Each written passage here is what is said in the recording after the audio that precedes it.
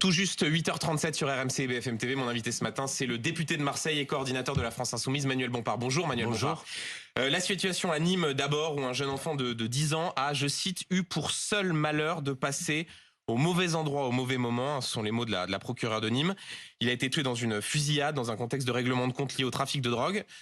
Pour que ce genre de drame n'arrive plus, est-ce qu'il suffit, comme le répète la gauche, de légaliser le cannabis ? Non, c'est pas la seule solution, mais je pense que ça participe effectivement des mesures qui seraient utiles.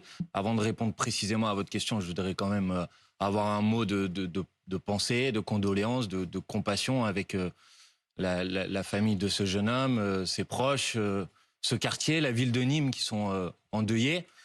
Je voudrais dire que on parle malheureusement de plus en plus de ces situations, mais on oublie parfois de dire qu'il y a un entourage qui est frappé et que donc la première mesure à mettre en place, c'est des mesures d'accompagnement qui bien souvent manquent. Moi, je suis député de Marseille, je suis en lien avec des collectifs de familles de victimes, de personnes qui sont mortes suite à des meurtres ou à des assassinats. Les familles sont pas suffisamment aidées ? C'est ce qu'elles disent souvent. Vous savez, quand vous venez de perdre un enfant, vous avez besoin d'un accompagnement psychologique et souvent il y a un moment d'émotion médiatique, politique, et puis une fois que ce moment est passé, elles sont un peu laissées en elles-mêmes. Donc ça, c'est pour des mesures d'urgence. Et donc sur les solutions, est-ce que vraiment c'est aussi simple que de considérer que légaliser le cannabis permettrait d'éviter ce type de règlement de compte ? Non, je pose la question. Oui, je vais vous répondre très clairement.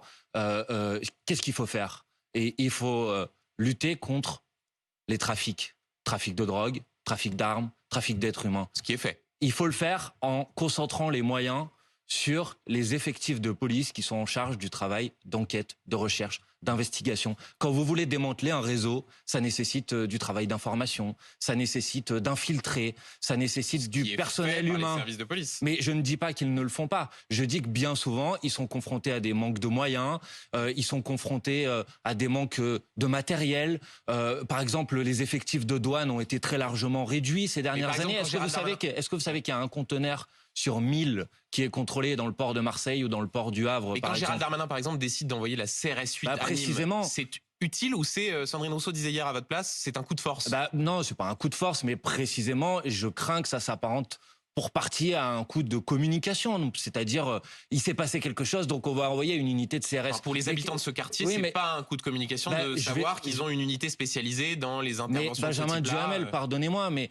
pour avoir discuté avec un certain nombre d'habitants des quartiers de Marseille qui sont frappés par ces difficultés-là, qu'est-ce qu'ils vous disent ? Ils vous disent, pourquoi pas ? Mais cette unité de CRS, elle va venir sur le point de deal. Le point de deal, il va temporairement, pendant que l'unité de CRS est là, se déplacer ailleurs. Mais comme vous n'allez pas mettre une unité de CRS sur chaque point de deal, il y a un autre endroit où il va y avoir un point de deal qui va se monter. Donc, il faut légaliser. Non, donc il faut d'abord lutter contre les trafics, les réseaux, s'attaquer aux gros bonnets. La drogue, elle rentre pas tout seul. Les kalachnikovs, elles n'arrivent pas tout seuls sur le territoire national. Il y a des gens qui, derrière, s'en mettent plein les poches. Il y a des grosses fortunes. Vous pensez qu'il y a une forme d'inaction de la part du gouvernement là-dessus ? Parce que ces objectifs-là, ils sont quand même communément partagés. C'est pas la même chose de faire ça, de dire on va concentrer les moyens sur ça, que de dire qu'on va envoyer des unités de CRS. C'est pas la même chose, vous voyez. Donc je dis qu'il faut faire ça. Et après, par ailleurs, oui, j'assume de dire que dans ce pays, il faut ouvrir le débat sur la question de la légalisation du cannabis. Je ne vous dis pas que c'est ça qui va résoudre l'ensemble des problèmes. Non, parce que dans les pays où c'est arrivé, ça n'empêche pas le marché noir et le trafic. Sans doute que ça ne l'empêche pas totalement. Mais par contre, ce qu'on peut observer, c'est qu'on a en France une législation parmi les plus répressives d'Europe. Et une très forte consommation. Le record d'Europe de consommation. Et que les pays où la légalisation a été mise en place, ça permet d'avoir des meilleures politiques de santé publique. Il ne s'agit pas de dire on légalise pour que tout le monde, ou pour favoriser la consommation de la drogue, ça permet d'avoir des meilleures politiques de santé publique et ça permet de tarir une partie des ressources financières des trafics. Donc je pense effectivement que c'est un débat qu'il faut ouvrir. C'est le cas en Allemagne, par exemple, ces derniers jours. Ouvrons au moins le débat et discutons-en. Autre sujet, Manuel Bompard, la canicule aujourd'hui, c'est 19 départements qui sont classés vigilance rouge par Météo France. Une de vos propositions à la France Insoumise, c'est l'idée qu'au-delà d'un certain niveau de chaleur, il y aurait des arrêts de travail automatiques avec maintien du salaire. Le ministre du Travail, Olivier Dussopt, vous a répondu hier. Il dit fausse bonne idée parce que trop de cas particuliers. Donc c'est une fausse bonne idée, dit le gouvernement. Bon, d'abord, je vais vous dire que c'est pas la seule proposition qu'on fait. Non, c'est vrai, c'est une des propositions. On publie ce matin, juste pour vous dire ça, on publie ce matin un plan canicule avec une quinzaine de propositions sur, de notre point de vue, ce qu'il faut faire. Et effectivement, une partie, c'est de modifier le code du travail pour faire en sorte que ces gens qui sont au travail, notamment dehors, à l'extérieur, sur des chantiers, dans des rues, soient protégés par le droit du travail. Tout le monde. Olivier Dussopt dit qu'il y a trop de différences entre les Olivier métiers. Olivier Dussopt dira peut-être ça, par exemple, au pouvoir de Chypre, pays dans lequel, au-delà d'une certaine température, on peut arrêter le travail avec un maintien de la rémunération. Ce que nous proposons, c'est de dire que, au-delà d'une certaine température, on puisse faire des arrêts de travail, que entre deux températures qui sont déjà préoccupantes, on puisse limiter, réduire la durée du travail. Mais vous dites un peu plus que ça, parce que j'ai regardé votre proposition de loi, elle dit interdiction de travailler si vigilance rouge, sauf dérogation. Donc là, par exemple, ça veut dire qu'aujourd'hui, dans 19 départements, personne ne travaille, sauf dérogation. Eh ben, pourquoi pas? Et donc ça veut dire que vous mettez l'économie à l'arrêt. Vous allez dire aux chefs les dérogations, ça vous dit quelque chose? Donc c'est quoi les dérogations? Les dérogations, j'imagine que c'est par exemple si quelqu'un travaille dans un bureau dans lequel il y a une climatisation, on va pas lui demander d'arrêter son travail. En fait, ça ne concernerait que par exemple ceux qui travaillent à l'extérieur. C'est pas rien, c'est pas marginal. Mais pour l'instant, ils sont pas protégés du tout. Donc moi, je veux bien que notre proposition, elle soit incomplète, imparfaite, si vous voulez. Par exemple, l'économie du tourisme. On est encore, certains sont encore en vacances, ceux qui sont serveurs, qui travaillent dehors, c'est-à-dire tout ça. En plein été, ça s'arrête. Encore une fois, il peut y avoir des dérogations. Ouais. Encore une fois, on parle de vigilance rouge. Je rappelle que pour l'instant, la vigilance rouge en France, elle est concentrée sur 3 ou 4 départements. 19 les autres, 19, donc c'est monté en puissance. Mais les autres étaient en vigilance orange. Et notre proposition de loi, elle dit par exemple que dans le cas de vigilance orange, on peut réduire la durée du travail dans la journée. On peut moduler les horaires. Encore une fois, moi, je vous dis pas cette proposition, elle est parfaite, elle est idéale. Mais discutons de ces sujets. Pour l'instant, vous avez des travailleurs sur des chantiers, des travailleurs dans la rue qui travaillent sous 40, 42 degrés. C'est dangereux. Donc il faut quand même les protéger. Et ça existe dans d'autres pays d'Europe. J'ai parlé de Chypre, je peux parler de l'Allemagne, dans lequel, par exemple, il y a un fonds qui permet d'indemniser les arrêts de chantier. Bon, voilà, faisons en sorte de faire avancer le sujet sur cette question. Manuel Bompard, la polémique Médine continue de perturber la rentrée à gauche. Le rappeur accusé d'antisémitisme qui se justifie dans plusieurs médias ce matin, dont Le Parisien, où il dit que l'antisémitisme est, je cite, un poison qu'il combat depuis longtemps, répète que son tweet sur l'essayiste Rachel Kahn était maladroit, pas plus, hein. Et sur la quenelle, ce geste antisémite qu'il a pratiqué, voilà ce qu'il dit. J'aurais dû être beaucoup plus ferme dans la dénonciation de la quenelle et du discours de Dieudonné. Alors rappelons que vous l'avez toujours soutenu, hein, il se rendra à vos universités de rentrée. Pour vous, ces excuses suffisent? Ça efface tout, la quenelle, ce geste antisémite, les références à Dieudonné, Tariq Ramadan, tout est oublié? Moi, j'avais pas besoin de l'interview de Médine dans Le Parisien pour savoir, parce que avant de l'inviter, parce qu'on fait les choses sérieusement à la France Insoumise, on s'est intéressé à son parcours. J'avais pas besoin de cette interview pour savoir que Médine n'était pas antisémite. Et je considère que vous trouvez ces justifications convaincantes? Mais c'est pas des justifications, c'est des précisions, et ces précisions, elles sont d'une clarté totale. Médine combat l'antisémitisme depuis des années et des années. Il n'a pas attendu l'interview du Parisien ce matin pour dire que l'antisémitisme est un cancer. Il le chantait déjà dans une chanson en 2008. Des quenelles devant des objectifs? Eh ben, il a dit précisément que la question de la quenelle, quand il l'a faite, effectivement, il ne savait pas qu'elle avait une charge antisémite. Et que quand il s'est rendu compte qu'elle avait une charge antisémite... Alors que Dieudonné, depuis plusieurs années, était déjà Monsieur Duhamel, antisémite, si vous voulez maintenant, Robert Florisson, le négationniste sur scène... Très bien, c'est pas moi qui l'ai faite. Mais je vous donne l'explication de Médine. Maintenant, je vais vous dire les choses. Si vous voulez attaquer toutes les personnes qui ont fait une quenelle, on va avoir un problème. Il y a un journaliste qui présente une émission... Monsieur Yann Barthès, il a été pris en photo en train de faire une quenelle. Vous n'êtes pas en train de dire que c'est antisémite, moi non plus, parce que je pense qu'il a reconnu qu'il avait fait une erreur. Le basketteur Tony Parker a fait une quenelle. Comparer Médine, qui a eu toute une série de déclarations sur Tariq Ramadan, sur Dieudonné. Donc votre problème, c'est la quenelle ou Tariq Ramadan? Mais c'est tout ça. Non, la quenelle, c'est le fait de faire la première partie de Kémy Séba, c'est le fait de dire que, je cite, je suis un mélange de Georges Brassens et de Plenel et Tariq Ramadan. C'est tout ça. Je crois pas que Yann Barthès ait tenu ce type de propos. Vous étiez en train de m'interroger sur... Mais moi non plus. Vous étiez en train de m'interroger sur la quenelle. Donc je vous répondais sur ce sujet. Pour le reste, je vais vous dire, je considère que le procès et le procédé qui est utilisé à l'égard de Médine est un procédé odieux, mensonger et infamant. Voilà, infamant pour quelqu'un qui lutte contre l'antisémitisme, qui a sans doute fait des erreurs, il le reconnaît lui-même. C'est seulement des erreurs, ça ne le disqualifie pas. Mais quand vous envoyez quand vous envoyez ce message en l'invitant, en disant Clémence Guettet disait hier, on est honoré qu'il se rende aux universités de rentrée.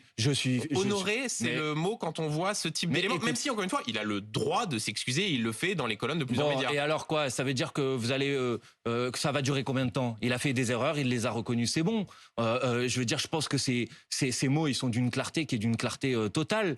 Vous voulez qu'on fasse la liste des personnes qui ont fait des erreurs, y compris dans le monde politique, et qui ne les reconnaissent pas toujours? Bon, écoutez, franchement, maintenant, ce qu'on reproche à Médine, la vérité, parce que cette campagne, elle a été instrumentalisée. Par qui?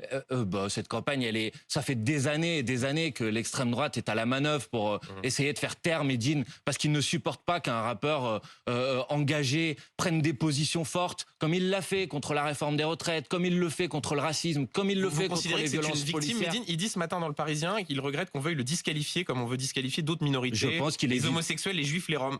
Vraiment, on peut mettre tout ça sur le même plan? C'est à lui que vous poserez la question. Moi, je suis pas son avocat, vous le défendez. Mais vous me posez la question de savoir si c'est une victime. Je vous dis qu'il fait effectivement l'objet d'une cabale que je considère comme étant une cabale insupportable. Voilà. Maintenant, le tweet qu'il a fait, il le dit lui-même, il ignorait le contexte et notamment une partie de l'histoire familiale de Rachel Kahn. Je vais vous dire les choses franchement, que Rachel Kahn elle-même ait pu être choquée, ait pu être blessée, émue. Je peux le comprendre parce que elle a compris que ça faisait référence elle a pensé que ça faisait référence à son histoire familiale. Donc je comprends aussi son émotion. Donc elle est aussi victime. Bien évidemment. Vous auriez pu l'inviter, Rachel Kahn, aux universités de rentrée pour précisément, essayer de créer ce moment-là? Mais je ne sais pas si Rachel Kahn a des sujets avec lesquels on a envie de discuter. Je n'ai pas envie de m'attaquer à Rachel Kahn, je pense que ce n'est pas le sujet, mais je pense que j'ai un certain nombre de désaccords politiques très forts avec elle. Mais vous avez raison, il y a des gens qui viennent aux amphis d'été de la France Insoumise avec lesquels on a des désaccords politiques. Vous parlez d'une cabale. Pardon, mais parmi vos partenaires, il y a aussi beaucoup de gens qui ont exprimé plus que des doutes, des critiques. Quand Sandrine Rousseau reconnaît que le tweet était antisémite, quand la maire de Strasbourg, le maire de Bordeaux décident de ne pas aller aux universités de rentrée des écologistes où Médine se rendra. C'est quoi? C'est pas une cabale de l'extrême droite, là? Ce sont des gens qui sont des partenaires. Donc c'est quoi? Ils cèdent au système, aux pressions du politiquement correct? Je pense que moi, je n'utilise pas le terme politiquement correct, mais je pense qu'il cède effectivement à une campagne orchestrée par l'extrême droite, reprise par la Macronie, qui est une campagne de disqualification. Et moi, ils font ce qu'ils veulent, ils règlent leurs problèmes entre eux. Mais je me permets de dire que de mon point de vue, céder comme ils le font est une faute, c'est une erreur. C'est une erreur, oui, parce qu'à la fin, vous allez, vous gagnerez jamais, parce que on n'est pas sur un débat sur le. Et la faute, c'est pas plutôt de ne pas reconnaître que le tweet était antisémite? Non, le tweet n'était pas antisémite. Vous le redites ce matin. Mais bien sûr, comme Médine, comme d'autres. Et vous savez, je vais vous dire les choses très simples. L'antisémitisme, c'est pas une blague, on joue pas avec, on rigole pas avec ça. Non, mais ça peut donner l'impression très sérieux. Le fait de défendre quelqu'un qui a fait une querelle, ça peut donner l'impression qu'il y a une forme d'aveuglement. J'ai compris, mais moi je suis pas aveuglé contre l'antisémitisme, je le combats fermement et un antisémite n'a pas sa place à la France Insoumise. Et donc si Médine était antisémite, il n'aurait pas été invité à la France Insoumise. Mais l'antisémitisme, c'est un délit, c'est puni par la loi. Donc si des gens considèrent que le tweet de Médine est antisémite, qu'ils aillent porter plainte, parce que c'est un délit, c'est grave l'antisémitisme, c'est pas un jeu, on rigole pas avec ça. Et donc je voudrais que ça ne serve pas non plus à chercher à monter des polémiques politiciennes pour discréditer la parole d'un tel ou d'un tel. Manuel Bompard, vous parliez de la faute, l'erreur des écologistes. Rien ne va plus au sein de la NUPES. Vous avez dénoncé un double langage de vos alliés avec un discours unitaire et des actes qui ne le sont pas. Sandrine Rousseau disait hier à ce micro que les chefs de parti de la NUPES, dont vous êtes, jetaient de l'huile sur le feu. Vous jetez de l'huile sur le feu? Non, je crois pas du tout. Je pense que je dis les choses précisément. Et les choses précisément, c'est que la NUPES, c'est le plus court chemin pour essayer de prendre le pouvoir dans ce pays, pour essayer de construire une alternative à Emmanuel Macron et à sa politique. Et que pour y parvenir, il ne faut pas stopper la NUPES, il ne faut pas interrompre la NUPES. Qui veut interrompre la NUPES? Toutes celles et ceux qui refusent l'ensemble des propositions que nous faisons pour faire en sorte que la NUPES puisse franchir à une nouvelle étape, refusent d'envisager que la NUPES puisse avoir une liste commune aux élections européennes, nous excluent et empêchent à la NUPES de présenter des listes communes aux élections sénatoriales. Et ça, c'est pas tous les chefs de parti. Eux disent sur les européennes, on a des différences idéologiques, ça nous empêchera pas de nous retrouver ensuite. Mais eux critiquent la façon de faire. Jean-Luc Mélenchon qui invective Olivier Faure sur Twitter. Olivier Faure a aussi une responsabilité. Mais c'est pas des invectives. Peuvent à peine se parler. Les mots que vous utilisez, Il n'y a pas une stratégie de tension du côté de la France Insoumise? Écoutez, Benjamin Duhamel, il faut dire les choses franchement. Les discussions qui ont lieu aujourd'hui dans la NUPES, c'est pas des problèmes de personnes, c'est pas des problèmes d'invective, c'est un débat stratégique et il faut le respecter tel qu'il est. Mais ils sont pas d'accord sur les européennes. Hier soir, nous avons publié un sondage et ce sondage dit les choses de manière très claire. 82% des électeurs de la NUPES sont favorables à une liste commune de la NUPES et une liste commune de la NUPES est en mesure de gagner les élections européennes, de battre la liste macroniste, de battre la liste d'extrême droite. Et si on veut être une alternative... Et d'autres sondages disent que si vous partez séparés, vous avez plus de sièges à la fin. D'accord. Et qu'est-ce que valent 1 ou 2 sièges de plus par rapport à la possibilité au Parlement européen, par rapport à la possibilité. Oui, mais je ne suis pas d'accord avec ça. Et je pense que vous ne convaincrez personne à faire croire que pour être mieux unis demain, il faut être désunis aujourd'hui, qui est parfois la position que j'entends chez certains de nos partenaires. Donc s'ils refusent, c'est la fin de la NUPES, soyons clairs. Mais soyons très clairs. Dites les choses. Mais moi, les choses, je les dis toujours franchement. Mais moi, j'ai l'habitude de penser que quand je mène une campagne de conviction, c'est pour la gagner. Donc mon sujet aujourd'hui, c'est pas de savoir qu'est-ce qui va se passer s'ils refusent, c'est de savoir comment on fait pour convaincre. Et je pense que les électrices et les électeurs de la NUPES qui sont attachés à cette perspective doivent s'emparer de ce débat et dire aux directions des partis politiques, comme disait Sandrine Rousseau, qu'effectivement, il faut avoir une liste commune de la NUPES aux prochaines élections européennes. Une toute dernière question, très très rapidement. Le gouvernement fait sa rentrée aujourd'hui. On attend les contours de l'initiative politique que doit lancer Emmanuel Macron, qui, selon l'Élysée, devait exclure l'arc républicain, comprenez la France Insoumise et le Rassemblement National. Est-ce que si le chef de l'État reçoit les partis, est-ce que vous demandez à être reçu? Je m'en fiche. Les initiatives politiques d'Emmanuel Macron, ça fait bien longtemps que tout le monde a compris que ça ne servait à rien. On a eu le grand débat après les Gilets jaunes, ça n'a débouché sur strictement rien. Donc vous ne demandez pas à être reçu par Emmanuel Macron? Mais en fait, Emmanuel Macron a décidé de définir un pseudo-arc républicain qui est un arc réactionnaire, qui n'a rien d'un arc républicain, dans lequel vous allez retrouver des personnes issues du parti Les Républicains, comme Monsieur Retailleau, qui considère que des gens sont, je cite, en régression vers leurs origines ethniques. Si ça, c'est un arc républicain, franchement, j'ai pas envie d'être à l'intérieur. Vous voyez, je le dis franchement. Donc, la question, c'est pas les initiatives de communication d'Emmanuel Macron. La question, et je m'arrête là, c'est qu'est-ce qu'on fait dans cette rentrée avec des gens qui sont sous l'eau, qui sont écrasés par l'explosion des prix, l'inflation, les fournitures scolaires qui augmentent de 11%. Voilà, qu'est-ce qu'on fait sur ce sujet? Bon, la proposition que nous faisons, et je m'arrête là, c'est une école gratuite, 100% pour tous. Ça, c'est une mesure d'urgence nécessaire. Merci Manuel Bompard, 8h53 sur RMC et BFM TV. Merci Benjamin. On se retrouve à 9h.